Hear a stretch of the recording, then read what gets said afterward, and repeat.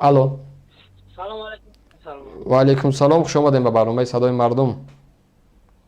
رکای سلمان همین برنامه شما برای مردم همین شگوش فهمیدن اوخیا خب بله. مسئله همین شما باز یک اگر برای یک چیز زنگ بزنن در اگر اگه صحبتی در شش مقطعش زید روان یا که سخت روان ما خاموش میکنم آدم انا میگه که خیلی ما کو همین چند هفته اخیر ما کسی را خاموش نکردیم تا زمانی که تحقیر نکردن. اگر به تحقیر حرف میزنیم مرحمت بفرما.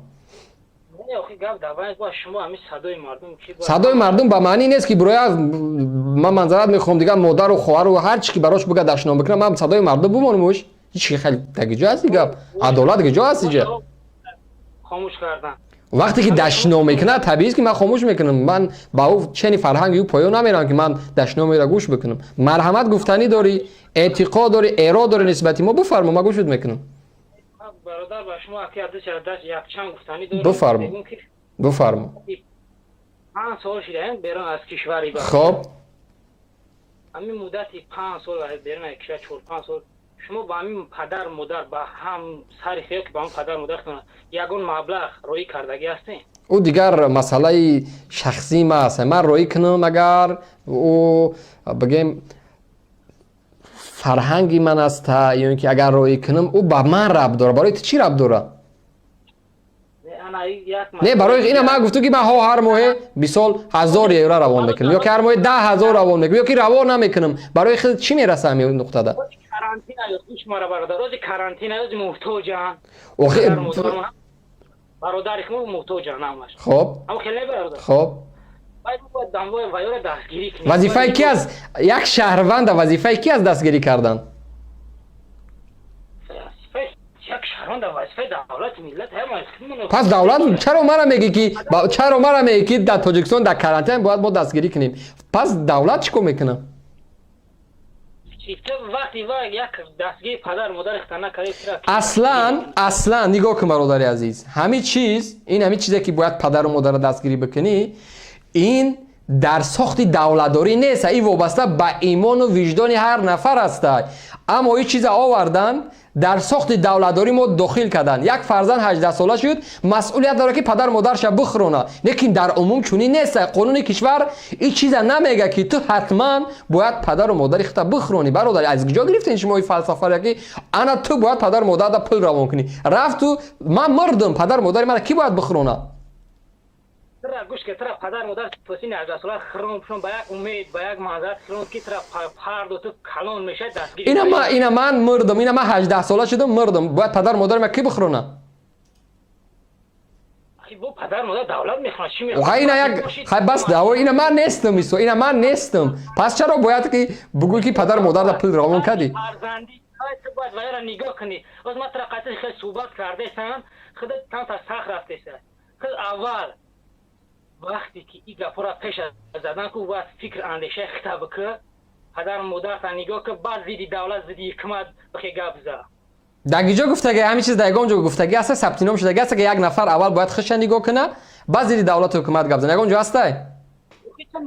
تو مقصد و به مقصد برای من مثال نگو. اسناد خطی گپ زد. اگر میخوای اثبات کردن با قانون با اسناد گپ زد. برادر تو اخی گفتم اخی نگفتم اینجا اخی نیست.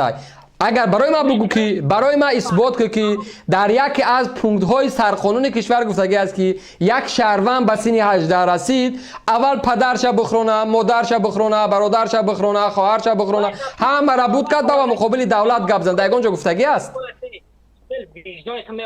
تو در مسئله وجدان خطی من بحث نکن. در مسئله دین بحث نکن. اینجا بحث دین نیست.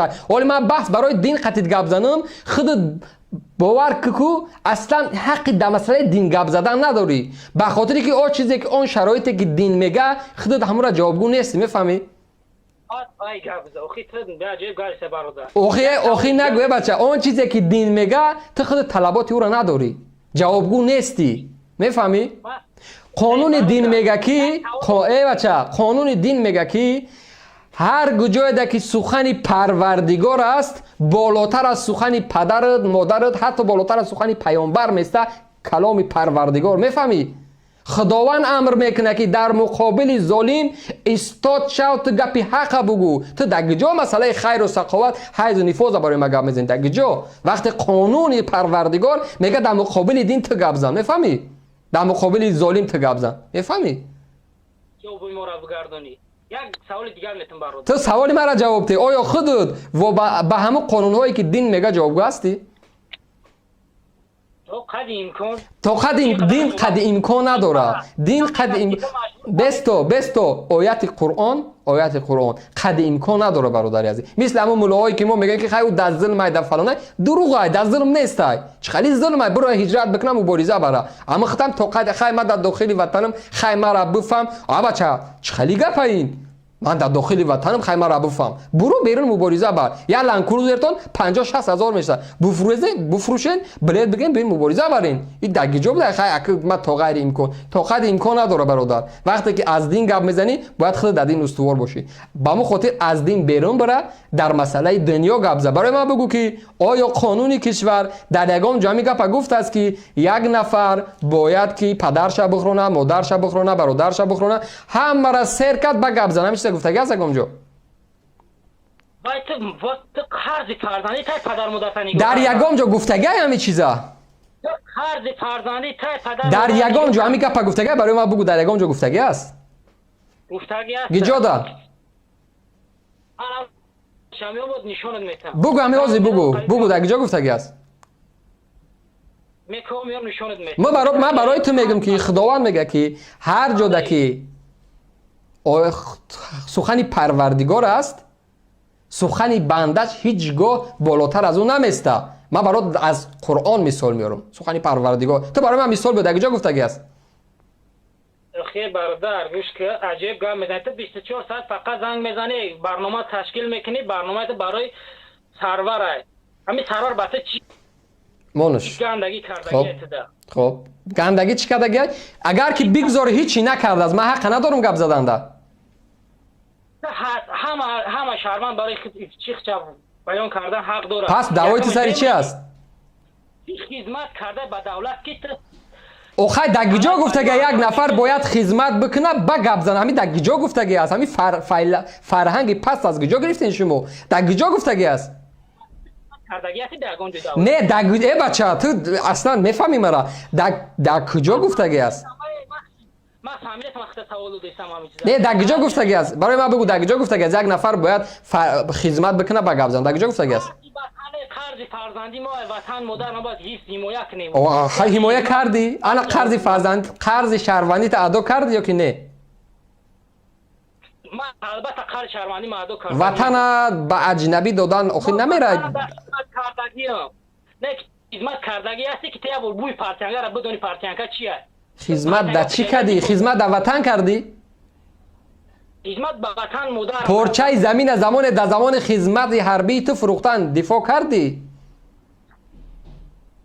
یگان زمین نفروختن شما. پارلمان کشور دروغ میگه.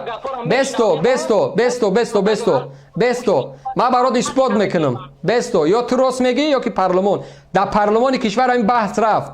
گفت که بله زمینی بدخشان یک زمینی بحثی بود، ما یک مقدارش دادیم. دروغ میگن وکیلان پارلمان. یک مقدار شو نه که فروخته از جانب دولت شیگی نیست. انا جورا خدمت تو در وطن و ملت نکردی. میفهمی؟ خدمت تو در وطن و ملت نکردی. فهمیدی؟ خدمت وطن مادر نمیدونی تو خدمت کردی. سلامت باشی. تشکر زیاد. اصلا خطی تو حرف زدن هم بی‌معنی است. خدمت کردی رفتی کپوس چیندی، رفتی علف درو کردی، رفتی آغل رفتی، رفتی شیر جوشیدی. میفهمی؟ کماندین گفتی بیا من دخالت خدمت کنم. تو نرفتی سلاح بگیری مرد واروخ دفاع بکنی که هر روز شهروند میکشن. کدام خدمت؟ نرفتی بدخشان دفاع بکنی که در 2012 شهروندای اون منطقه را کشتن. تو نرفتی او را دفاع کردن. تو چی میگوی؟ خدمت